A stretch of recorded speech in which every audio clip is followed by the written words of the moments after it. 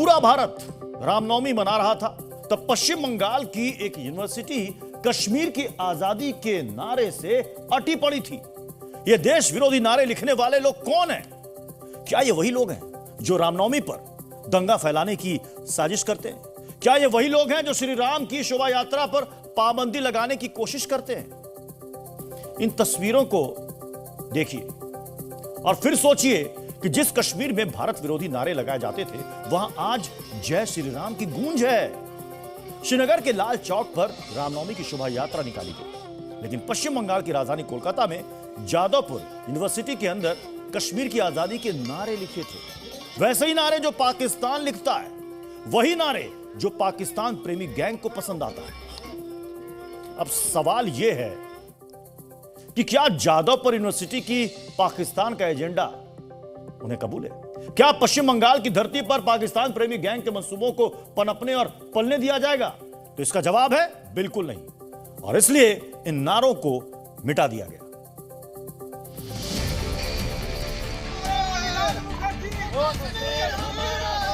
राम मतलब राष्ट्रवाद। भारत में पाकिस्तानी एजेंडे और नारे जहां दिखेंगे मिटा दिए जाएंगे। इस तस्वीर का सीधा मतलब यही है। जादवपुर यूनिवर्सिटी की जिस दीवार पर पाकिस्तानी एजेंडे वाले नारे लिखे थे, उसे रामनवमी के दिन मिटा दिया गया और उसकी जगह जो नारे लिखे गए वो पाकिस्तान से लेकर पाकिस्तान प्रेमी गैंग को शूल की तरह चुभेंगे। जहाँ हुए बलिदान मुखर्जी, वो कश्मीर हमारा है। जय हिंद, जय हिंद, जय हिंद, जय हिंद। ताज्जुब की बात तो यह है कि भारत विरोधी नारे करीब महीना भर पहले यहाँ लिखे गए थे, लेकिन ममता दीदी के राज में इसे हटाने की हिम्मत न पुलिस कर सकी और न ही यूनिवर्सिटी प्रशासन। अब लगभग एक महीना बीत जाने के बाद रामनवमी के मौके पर एबीवीपी के छात्रों ने इन नारों की जगह तिरंगा लगा दिया। जो लोग ये झंडा यहाँ पे लगाया है वो आजाद कश्मीर, ये जो मुद्दा है इसके प्रोटेस्ट करने के लिए यहाँ पे ये लगाया है। हमारा ये मैसेज है कि ये जो आजाद कश्मीर लोग बोलते हैं ना, ये उनका भ्रम है। ये कभी सच नहीं होगा। जब तक जादवपुर में देश में राष्ट्रवादी लोग, राष्ट्रवादी छात्र रहेंगे, ये भ्रम उनका कभी सच नहीं होगा। हम नहीं होने देंगे। दरअसल यूनिवर्सिटी की दीवार पर लिखा एक नारा सिर्फ नारा भर नहीं है, बल्कि ये देश विरोधी सोच है जो उस वक्त परवान चढ़ती है जब सरकार वोट बैंक के नाम पर इस जुर्रत पर चुप बैठ जाती है। जो कर रहे हैं उसको आइडेंटिफाई करना चाहिए। हम जो नया वीसी आएगा, हम बात कर रहे हैं किसको वीसी करना है, इस चीज का रिस्पॉन्सिबिलिटी थोड़ा हमको दिया है। कौन कर रहा है इसका इंस्पेक्शन होगा, इसका तदंत होगा। हम यहाँ का मॉनिटरिंग कमेटी का चेयरमैन भी है। इसको हम खुद अपना हाथों से मुछेगा, मिठाएगा। इसको कोई नहीं करेगा तो हम खुद करेगा। हम हर खतरा लेके तैयार है। देश विरोधी आवाज के खिलाफ छात्रों के इस एक्शन को बीजेपी राष्ट्रवाद की जीत बता रही है। ये तो पहले से होता था। आजादी, बंगाल की आजादी, केरल की आजादी, भारत तेरे टुकड़े होंगे इंशाल्लाह इंशाल्लाह। ये कोई खबर नहीं है। खबर ये है कि सर्जिकल स्ट्राइक हो गया, भगवान राम का प्रवेश हो गया, भगवान राम का मूर्ति लेके राम का पूजा शुरू हो गया, राष्ट्रवादी शक्ति का वहां पर पहुंच हो गया। अब राष्ट्र विरोधी खत्म हो जाएंगे। जादवपुर यूनिवर्सिटी में आजाद कश्मीर वाली सोच पर प्रहार तो हुआ, लेकिन सवाल उठता है कि क्या जादवपुर यूनिवर्सिटी को पाकिस्तानी एजेंडा कबूल है? बंगाल में रामनवमी पर आजाद कश्मीर का राग क्यों छेड़ा गया? क्या ये वही राजनीति है जो जय श्री राम कहने वालों को जेल भेजती है, लेकिन आजाद कश्मीर वाली सोच को नजरअंदाज करती है? तो हमेशा बंगाल को जो राष्ट्रवाद की गढ़ है, उसको राष्ट्र विरोधियों का एक अखाड़ा बनाया गया है। कम्युनिस्टों ने किया, अंग्रेजों ने किया, अभी टीएमसी उसको आगे बढ़ा रही है।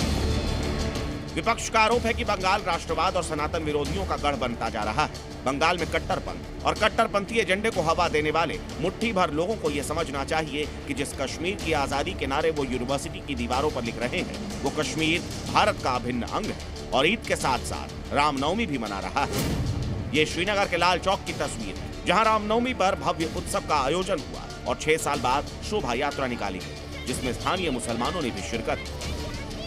सजी हुई झांकी है और इस पर मैं आपको बता दूं भगवान राम, सीता मैया और साथ में पवन पुत्र हनुमान जो है वो विराजमान है। आप देखिए यहाँ पे 100% सबद जो मुसलमान, आप देखिए जो झांकी मेरे पीछे जा रही है उसमें हिंदू से ज्यादा मुसलमान लोग हमारे साथ हैं। ये हमारी रिवाज है यहाँ कश्मीर में, श्रीनगर में। आज कैसा लग रहा है? बहुत अच्छा लग रहा है। बहुत अच्छा लग रहा है, बहुत ही अच्छा। भाईचारा कैसा लग रहा है? बिल्कुल, आप देख रहे हैं सब लोग हमारे साथ हैं, चल रहे हैं। बंगाल में एजेंडा ए पाकिस्तान वाले गिरोह के लिए श्रीनगर की शोभा यात्रा सीधा और सख्त जवाब है। लेकिन जादवपुर यूनिवर्सिटी में देश विरोधी नारों ने ममता सरकार पर बड़ा सवाल तो खड़ा कर ही दिया है। ब्यूरो रिपोर्ट, जी मीडिया। रामनवमी तो आज पूरे देश में मनाई गई, लेकिन चर्चा सबसे ज्यादा पश्चिम बंगाल की रही और इसकी भी एक बड़ी वजह थी। वजह यह थी कि कई दिनों से पश्चिम बंगाल में रामनवमी को लेकर हिंसा, तनाव और सियासी भिड़ंत की आशंका जताई जा रही थी। हालांकि अच्छी बात यह रही कि हिंसा और तनाव की तस्वीरें तो वहां से अभी तक नहीं आई, लेकिन हां, रामनवमी पर सियासी भिड़ंत जमकर हुई। आप कह सकते हैं कि रामनवमी के उत्सव को बंगाल में चुनावी रंग में रंगने की कोशिश हुई। रामनवमी पर निकली अनगिनत शोभा यात्राओं पर राजनीतिक रंग चढ़ा रहा। बड़े बड़े बीजेपी नेता शोभा यात्रा में शामिल रहे, लेकिन ईद की नमाज में शामिल रही ममता बनर्जी रामनवमी की शोभा यात्रा में कहीं भी नजर नहीं आई। खैर, पहले आप इन तस्वीरों को देखिए, फिर आपको बताएंगे कैसे राजनीतिक दलों ने राम के सहारे बंगाल की राजनीति को साधने की झांकी दिखाई।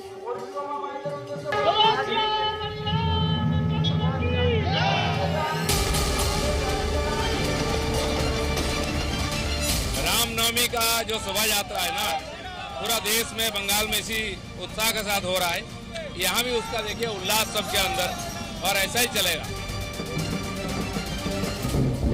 उच्च न्यायालय की शरण में गए थे, उसका हमें आदेश मिला है और उच्च न्यायालय के आदेशों का पालन करते हुए अंजनी पुत्र सेना शोभा यात्रा सुचारू रूप से अपने समाप्ति स्थल पर ले जाएगी। जय श्री राम।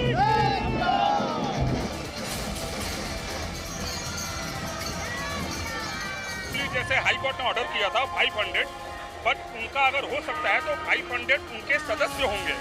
जैसे यहाँ पे लोकेलिटी एरिया में हिंदू बहुत ज्यादा मेजॉरिटी है, तो उनको आप रोक नहीं सकती, क्योंकि ये राम हमारे लिए बहुत कुछ है। कोलकाता, हावड़ा, हुगली, सिलीगुड़ी, दार्जिलिंग, खड़गपुर, पश्चिम बंगाल में शहर शहर भव्य शोभा यात्राएं निकली। जय श्री राम के नारे लगे, चारों तरफ भगवा पताका लहराया। रामनवमी की इन शोभा यात्राओं में बीजेपी नेता भी रमे रहे। अब आपको दिखाते हैं रामनवमी पर, या कहें कि राम के नाम पर हुई राजनीति का पूरा बंगाल चैप्टर।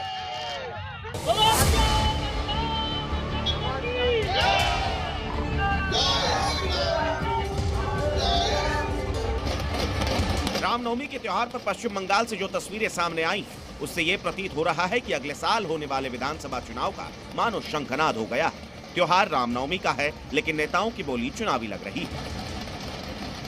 राम तो सबके हैं, हम तो बोलते हैं राम सबके, सब सारी पार्टियां, यहाँ तक कि सीपीएम को भी रामनवमी में जुलूस में चलना चाहिए। कौन मना कर रहा है? करना चाहिए। अनुष्ठान को और प्रोग्राम को लेकर हम आगे बढ़ रहे हैं। हमारे कार्यकर्ता पूरा दिन भर आज उत्सव के वातावरण में रहेंगे।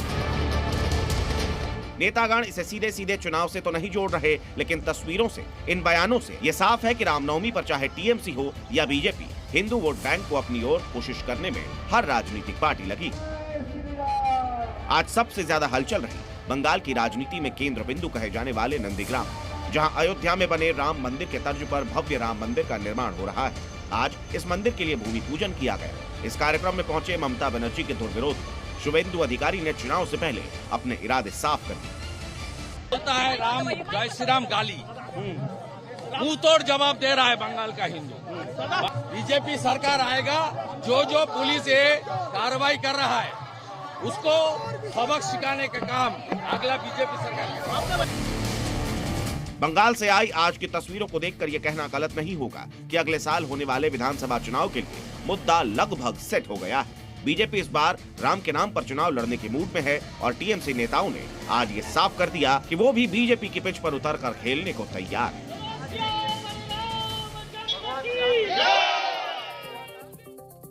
हालांकि ये कोई पहली बार नहीं है जब देश में राम के नाम पर राजनीति होती है, लेकिन यहां यह सवाल अहम हो जाता है कि प्रभु श्री राम चुनाव में किसकी नैया पार करवाते हैं। हालांकि यहां अपर हैंड बीजेपी को मिलता दिख रहा है। अब आप कहेंगे क्यों, तो आपको वजह बताते हैं। बीजेपी नेता इन शोभा यात्राओं को प्रमुख जिलों में हिंदू वोटों को एकजुट करने की रणनीतिक कवायद के रूप में देख रहे हैं। बीजेपी नेता किसी भी तरह टीएमसी को राम विरोधी करार देने की फिराक में है। बीते कुछ सालों की बात करें तो पश्चिम बंगाल में रामनवमी के मौके पर शोभा यात्राओं के दौरान कई सांप्रदायिक झड़पें हुई।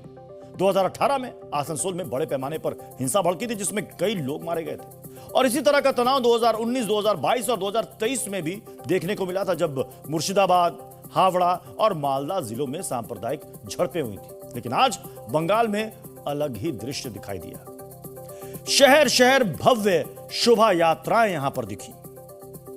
तब ऐसे में अब यह देखना होगा कि बंगाल में अगले साल होने वाले विधानसभा चुनाव में राम के नाम पर किस तरह भिड़ंत होती है और इस भिड़ंत में कौन आगे निकलता है। वैसे आज जाते जाते नंदीग्राम से शुभेंदु अधिकारी में एक बहुत बड़ी बात उन्होंने कह दी। उन्होंने साफ साफ इशारा दिया कि अगर बंगाल में बीजेपी आई तो आगे क्या होगा।